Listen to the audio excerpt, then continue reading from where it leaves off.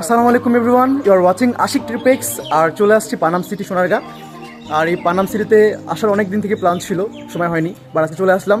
So চলে যেহেতু আসছি, আপনাদের সহকারেই থাকবো, অর্থাৎ আপনাদেরকেও দেখাবো পানাম সিটি ঘুরে, এবং এরপর সোনারগাঁ জাদুঘরটাও ঘুরবো। সব মিলে আপনাদের সাথে আছি আমি, Ashiq Yusuf. So let's begin. What's the difference in falling and flying?